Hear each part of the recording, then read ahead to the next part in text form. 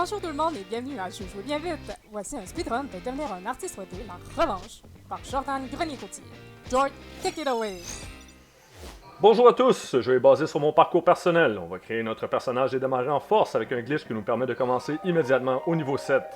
Accrochez-vous parce qu'on va enfiler quelques skips. Ce niveau-là est particulièrement important parce que c'est ici qu'on détermine la classe de notre personnage. Je vois que la 4e génération de console m'a profondément marqué, on va donc prendre la classe Gamer. On va ensuite développer une grande passion pour les jeux vidéo, les gens qui les créent et leur développement. De fil en aiguille, on découvre des engins de jeu qui nous permettent de créer des univers ludiques. On peut à présent créer des jeux en étant un artiste sans devoir être un programmeur. On s'approche de la fin du secondaire et voilà mon premier boss, l'inscription au cégep. J'ai choisi de tenter ma chance au premier tour en technique d'animation 3D. Tout le monde, hype pour le deck!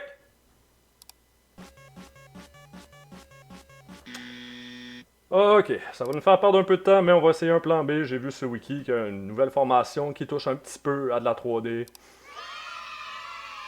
va falloir passer à travers de plusieurs cours sur l'art non figuratif avant de pouvoir toucher à la 3D. Il faut juste s'assurer de ne pas vider notre barre d'intérêt. Ok, so much pour le plan B. On va oublier le timer. On va juste se concentrer à finir la run. Malheureusement pour nous, les prêts et bourses, ça se paye pas tout seul. On est très loin de notre but en ce moment, mais je vais chercher des solutions pour entrer dans l'industrie de jeux vidéo et en attendant, on va farmer du gold.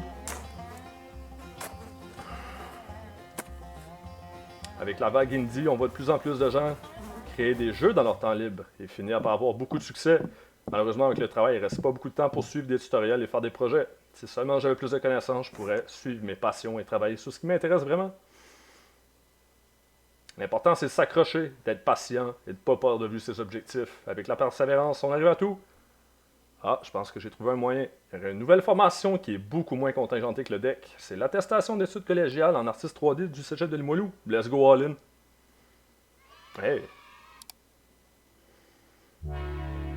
La EC était extrêmement intéressante. Mais il y a tellement de choses que j'aurais aimé prendre encore. Le rigging, l'animation, les simulations, les effets spéciaux, la création de personnages. Je pense que si je veux vraiment avoir une chance de battre le boss final, il me reste beaucoup de choses à apprendre. Et pour ça, je vais avoir besoin de la technique d'invention 3D du cégep de Limoilou.